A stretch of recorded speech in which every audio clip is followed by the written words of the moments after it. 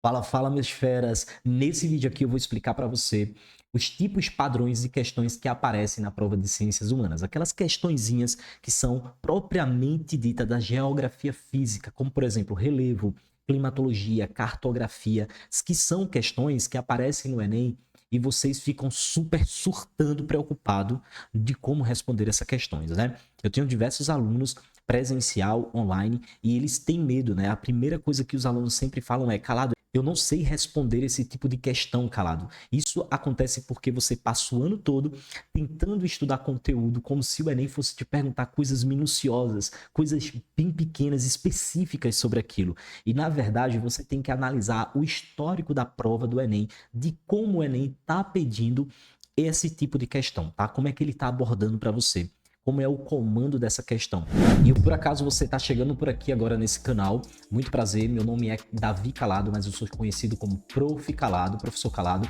Eu sou professor de Ciências Humanas, então História, Geografia, Sociologia, Filosofia, joga aqui no peito do pai que o pai resolve, tá? Essas disciplinas e elas juntas fazem parte da área de Ciências Humanas, ou seja, eu trabalho, na verdade, não é por disciplina isolada, eu trabalho por área de competência, ou seja, competência de área, que vai dar 1 até a 6 na prova de Ciências Humanas e habilidades. Eu sou fera em acertar 39 das 45 questões nas últimas edições do Enem ali em 2022, e todos os anos eu vou testando o meu método, técnicas, estratégias que eu tenho condensado ao longo de 9 anos de experiência com o Enem. E nesse vídeo aqui a gente vai analisar algumas questões que é propriamente da geologia, da área de geologia. E a gente vai saber exatamente o padrão que o Enem vem seguindo nas últimas edições, 2020 até 2023, e como é o comando dessas questões. Mas antes disso, eu já convido você a se inscrever nesse canal para você ficar por dentro de ciências humanas por habilidades e competência e saber exatamente como as questões elas estão previstas a aparecer na tua prova desse ano. Então já começo com você nesse vídeo com uma das questões aqui do Enem de 2020, né? Uma questão falando sobre a geologia. Escudos antigos ou maciços cristalinos são blocos imensos de rochas antigas. Estes escudos são constituídos por rochas cristalinas, magmática e plutônica, formadas em eras pré-cambrianas, ou por rochas metamórficas, né, material mais sedimentar do Paleozoico. São resistentes, estáveis, porém bastante desgastadas. Correspondem a 36% da área territorial e dividem-se em duas grandes porções: o escudo das Guianas, norte da planície amazônica, e o escudo brasileiro, porção centro-oriental brasileira. Disponível em ambientebrasil.com.br. As estruturas geológicas indicadas no texto são importantes economicamente para o Brasil por concentrarem. Gente, ele está trazendo só um histórico de como essas rochas elas são originadas, de que período foram originadas, e ele está mostrando aqui fortemente do que é constituído, né? Essas rochas são constituídas por cristalinas, magmática, isso aqui a gente já vai ali para o conteúdo, tá? Mas eu vou te mostrar e não é de fato estudando o que é uma rocha cristalina, o que faz uma rocha cristalina, que você vai responder essa questão. É superficialmente mesmo, tá? Como o Enem pede para você. É tipo coisa de 6º ano do ensino fundamental. Vê só, rochas cristalinas, magmática ou plutônica, eu entendo que se é magmática, essa rocha ela é intrusiva. Quem é meu aluno já conseguiu pegar aqui, tá? A resposta disso aqui. É uma rocha intrusiva, ou seja, inter, dentro, porque magmático, material magmático, ele se forma no interior da Terra. E ela pode ser chamada também de plutônica. Formadas em áreas pré-cambrianas, que não interessa pra gente, né? E por rochas metamórficas. Opa, se é rochas metamórficas, ele vai ser um material sedimentar. A gente sabe que a metamórfica, ela é um tipo de rocha que passa por transformações, ou seja, metamorfismo, tá? E esse metamorfismo, ele pode ser tanto no estado de fusão, ou ele pode ser também no estado de solidificação. As palavras, gente, elas já são palavras muito explicativas.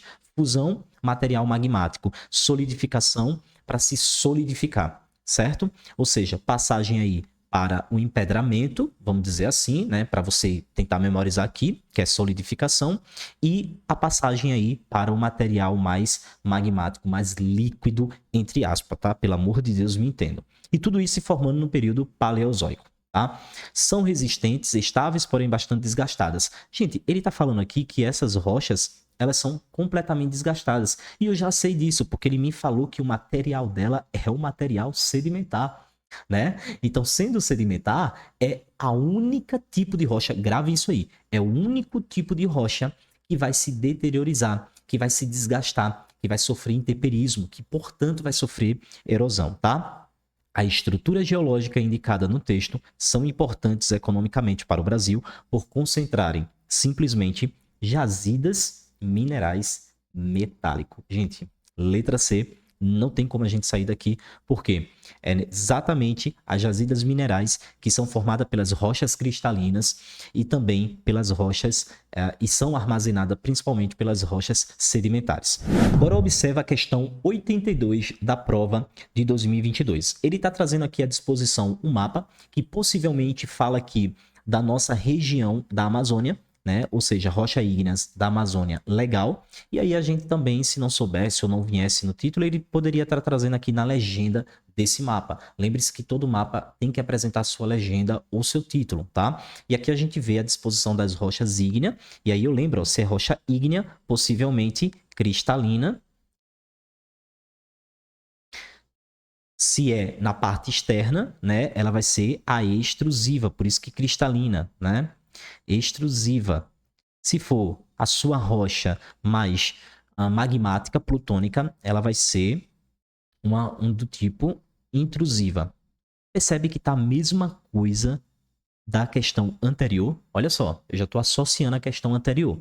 O mapa espacializa, ou seja, está falando do território da Amazônia, né, uma região da Amazônia, um recurso natural com alto potencial para a ocorrência de quê? Gente, jazida de minerais metálico. Letra B. E eu trouxe aqui para você visualizar bem, tá? Essas duas questões. Gente, entenda, é o mesmo tipo de questão. O Enem sempre vai trazer para você o mesmo tipo. Ele vai apresentar para você dois modelos falando para você a mesma coisa. Em uma, ele veio trazendo o texto, depois ele repetiu a mesma questão e ele repete também a mesma alternativa. Por quê? Só existe uma alternativa para aquele tipo de comando. O comando é o mesmo.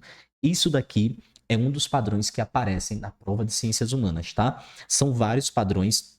Eu tenho catalogado esses padrões ao longo desses anos, principalmente dos últimos anos, eu tenho juntado e colocado isso dentro do método, dentro de um passo a passo, tá? Mas é só para você entender aqui e você começar a se ligar que o Enem também, ele é padrão. E não é só isso, tá? Vê só o que aparece na prova de 2021. Eu mostrei para você o que veio aparecendo na prova de 2020 e a prova de 2022. Entre essas duas provas, olha o que veio na questão 71 de 2021. Desde os primórdios da formação da crosta terrestre até os dias de hoje, as rochas formadas vêm sendo continuamente destruídas. Os produtos resultantes da destruição das rochas são transportados pela água, vento e gelo a toda a superfície terrestre, acionados pelo calor e pela gravidade. Cessada a energia transportadora, são depositados nas regiões mais baixas da crosta, podendo formar pacotes rochosos. Geologia geral. Aqui ele só está falando simplesmente de quê? Vamos lá para o nosso comando. Ele está falando aqui de um processo. Eu conheço aqui um passo a passo que acontece a partir de uma rocha.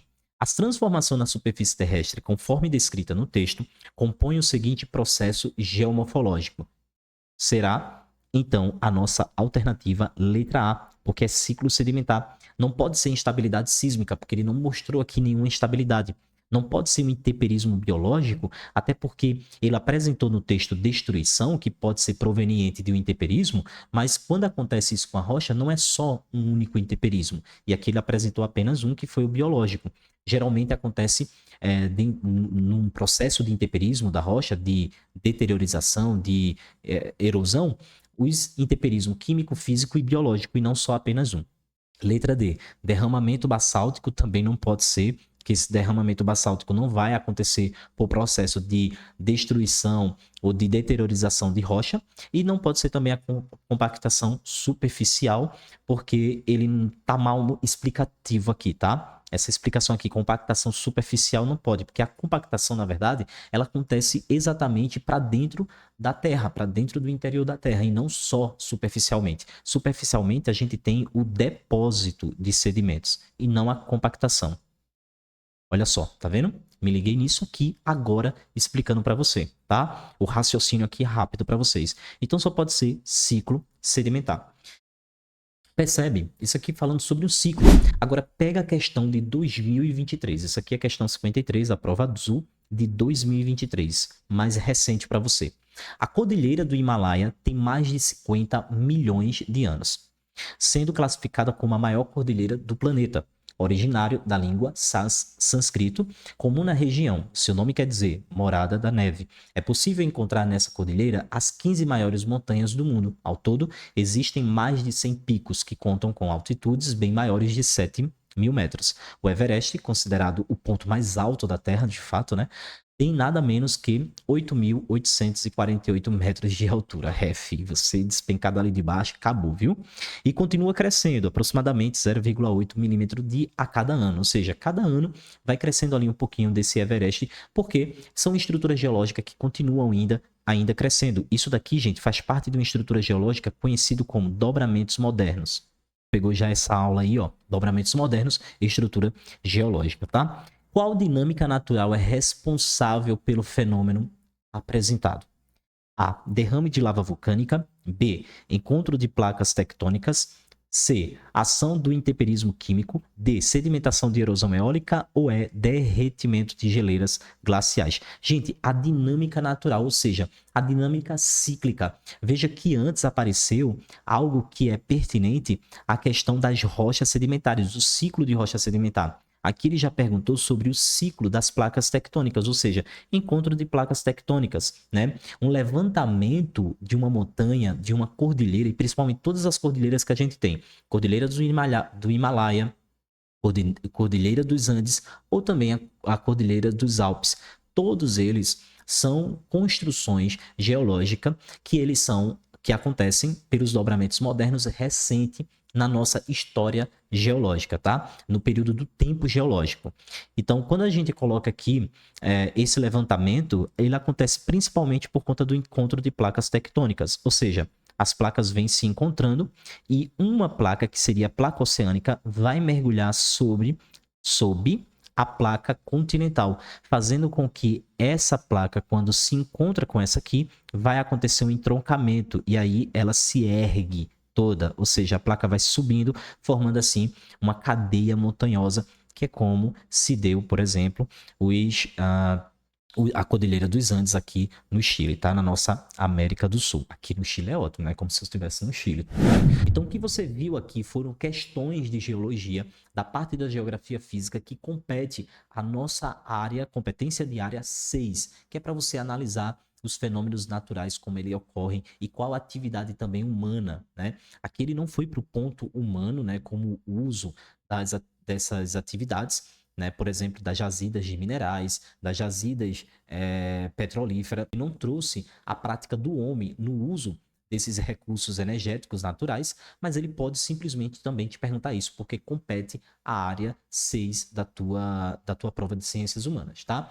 Então isso aqui foi um padrão que acontece na prova, que vem mostrando na prova do Enem todos os anos, trazendo um pouco do conhecimento da geografia física, trazendo um pouco do conhecimento da natureza. Espero que tenha ajudado esse vídeo para vocês contemplar e também relacionar essas informações ou esses padrões que vêm aparecendo na prova. Eu te vejo no próximo vídeo. Se você gostou, curte, compartilha também com o Fera e se inscreve no canal para ajudar ainda mais esse canal crescer, alcançar mais feras e assim eu poder trazer muito mais desses padrões da prova de humanas para você. Te vejo no próximo. Tchau, tchau, Fera!